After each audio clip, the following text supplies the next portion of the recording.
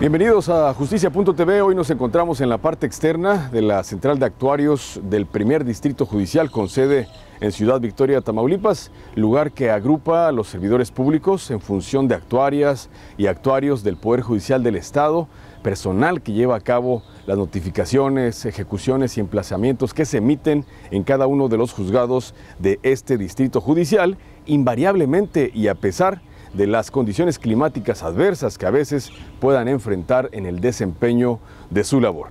Mi nombre es Alejandro Cancino. Quédese con nosotros porque ya comenzamos. Bienvenidos. Como resultado de los procedimientos internos realizados en el Comité Académico de la Escuela Judicial y las gestiones efectuadas ante las instancias educativas, la Escuela Judicial del Poder Judicial del Estado de Tamaulipas obtuvo el registro como institución educativa pública que imparte estudios de tipo superior ante la Dirección General de Profesiones de la Secretaría de Educación Pública. Asimismo, se autorizó el grado de maestría del Plan de Estudios en Derecho Judicial con énfasis en oralidad y, como consecuencia, la licencia para la emisión de la cédula profesional correspondiente a dicho programa de posgrado. Con ello, se deja constancia del impulso dado por el magistrado Horacio Ortiz Renán, presidente del Supremo Tribunal de Justicia y del Consejo de la Judicatura, a las acciones permanentes de capacitación y actualización entre los integrantes de la Judicatura, orientada a la adquisición de conocimientos en temas novedosos del derecho, así como el perfeccionamiento de habilidades, competencias y al reforzamiento de la experiencia adquirida. Por contar con un desfibrilador externo automático y con personal capacitado para su correcto uso, el pasado 24 de abril se entregó la constancia que certifica el edificio sede del Supremo Tribunal de Justicia del Estado de Tamaulipas como edificio cardioprotegido, en cumplimiento al artículo 3 de la Ley General de Salud. El magistrado Horacio Ortiz Renán, presidente del Supremo Tribunal de Justicia y del Consejo de la Judicatura, recibió de manos de la Secretaria de Salud de Tamaulipas, doctora Gloria Jesús Molina Gamboa, el documento que avala el cumplimiento de la obligatoriedad de las instituciones públicas de contar con un desfibrilador externo automático por disposición oficial. Ortiz Renán mostró su beneplácito por contar en las instalaciones del Palacio de Justicia de Victoria con el equipo indispensable para atender una emergencia que implique una persona que presente una falla cardiorrespiratoria y afirmó que en todo caso es mejor tenerlo y no necesitarlo que necesitarlo y no tenerlo. Con el propósito de fortalecer el proceso de enseñanza-aprendizaje que reciben en las aulas universitarias, el pasado martes 9 y miércoles 10 de abril, un grupo de estudiantes de la Universidad Autónoma de Tamaulipas visitó las instalaciones del Poder Judicial del Estado, con sede en Ciudad Victoria. El magistrado Horacio Ortiz Renán, presidente del Supremo Tribunal de Justicia y del Consejo de la Judicatura, recibió a los alumnos de la Facultad de Comercio y Administración Victoria, que en virtud de los contenidos educativos de la licenciatura en Administración, realizaron dicha visita guiada, acompañados del personal docente de la referida institución.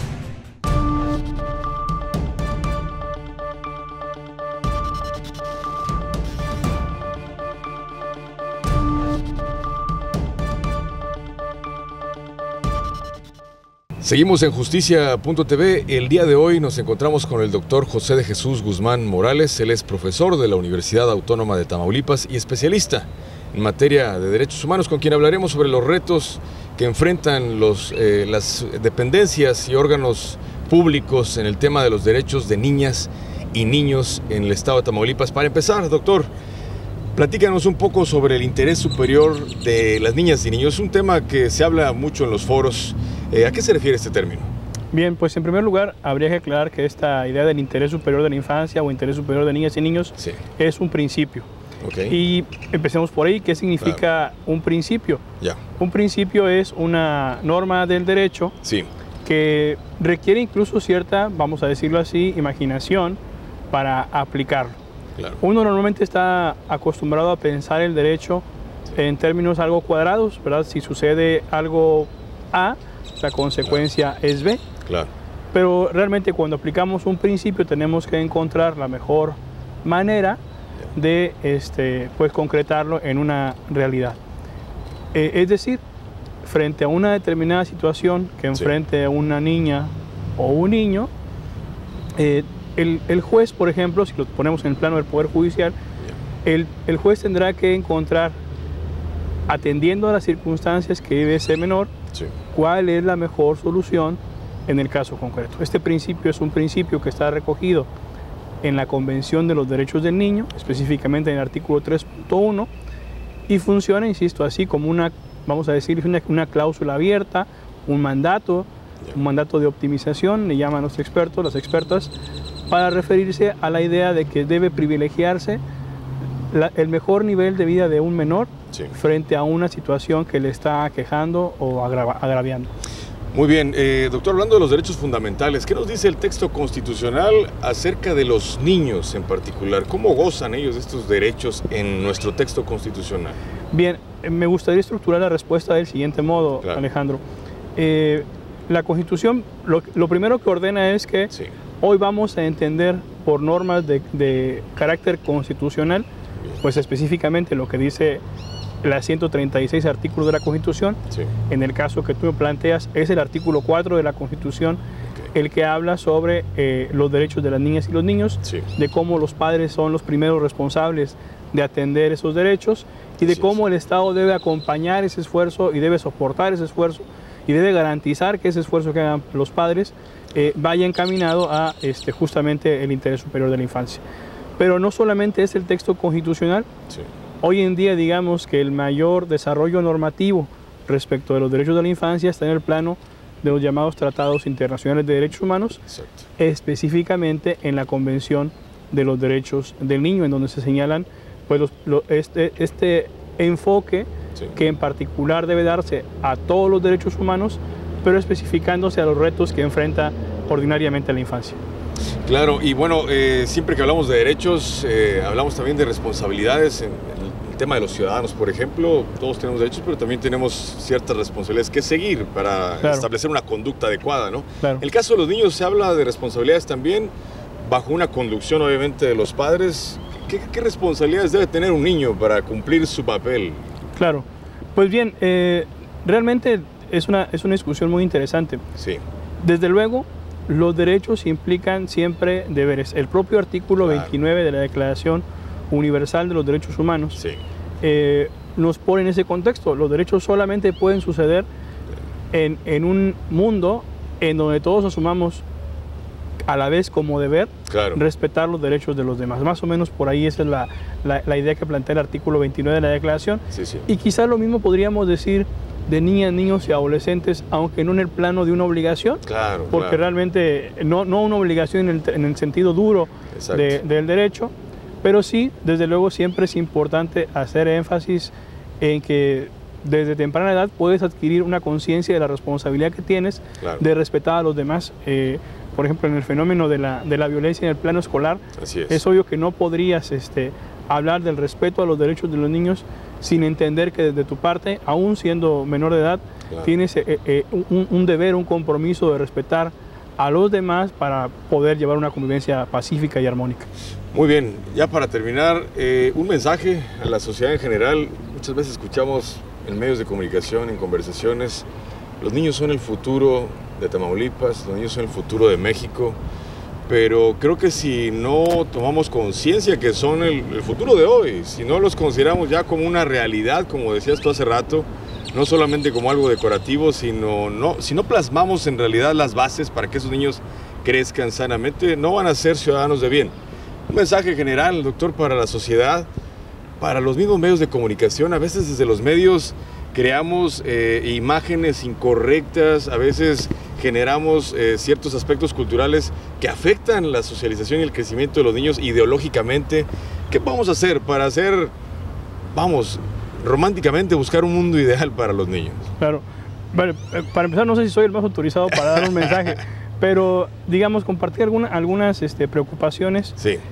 Primero, por ejemplo, vemos en el tema de cómo en las conversaciones, como tú bien dices, en las propias redes sociales, en los propios medios de comunicación incluso, seguimos, y lo voy a poner entre comillas, extrañando la forma en que ciertas generaciones fuimos educados bajo prácticas de violencia y que muchas veces seguimos perpetuando. Que creo que sería una primera cuestión de reflexión. No todo tiempo pasado fue mejor. Claro, definitivo. Y creo que en la formación y educación de las niñas y los niños sí habría que tratar de distinguir bien cuáles fueron aquellas prácticas que nos condujeron a ser, si así lo estimamos, personas con una cierta ocupación o trascendencia en la vida, de aquellas que realmente terminaron afectándonos justamente por aspectos de violencia que consentimos y que, insisto, seguimos promocionando, impulsando o incluso haciendo mofa de ellos. Por otra parte, creo que también una preocupación que pues del ámbito académico se observa es justamente que las autoridades en lo general adquieran conciencia de esta dimensión de los derechos de los niños como tal, como derechos y como obligaciones puntuales de las autoridades respecto de ellos, para que no los asuman, insisto, como una cuestión meramente decorativa o de imagen, sino de un auténtico compromiso por su bienestar permanente. Creo que al final es responsabilidad de todos, ciudadanos, dependencias públicas. Los niños podrán poner su parte desde su nivel intelectual, ¿verdad? Pero al final creo que es una tarea, una labor de todos. Es correcto. ¿Verdad? Es correcto, Alejandro. Doctor, muchas gracias. Al contrario. Muy interesante tu conversación, te agradecemos tu tiempo. Nada, estoy a la orden. Estuvimos con el doctor José de Jesús Guzmán Morales, él es profesor de la Universidad Autónoma de Tamaulipas y especialista en el tema de derechos humanos. Continuamos.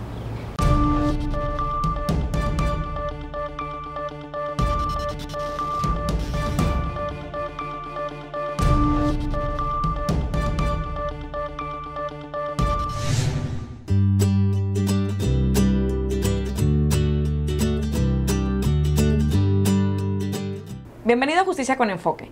En los últimos años se ha hablado mucho sobre la igualdad de género, pero ¿sabemos por qué?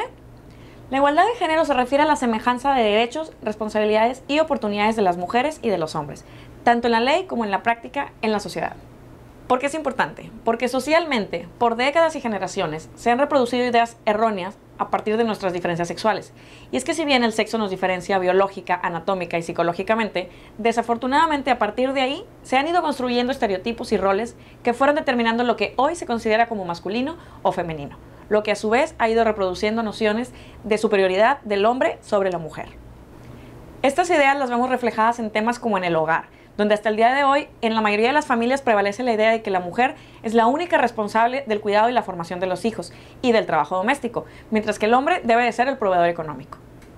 Lo vemos en el ámbito laboral, donde en el sector de las empresas privadas, las estadísticas muestran que las mujeres ganan menos que los hombres haciendo el mismo trabajo. Y en el sector público se refleja en la cantidad de las mujeres en puestos de decisión y liderazgo frente al número de hombres en puestos de toma de decisiones. Por desigualdades como estas que siguen vigentes al día de hoy, es necesario seguir reflexionando y actuando para que los avances legislativos en materia de igualdad de género puedan ser efectivamente aplicables en nuestra sociedad. Recuerde, la igualdad es un derecho y hacerlo posible es responsabilidad de todos.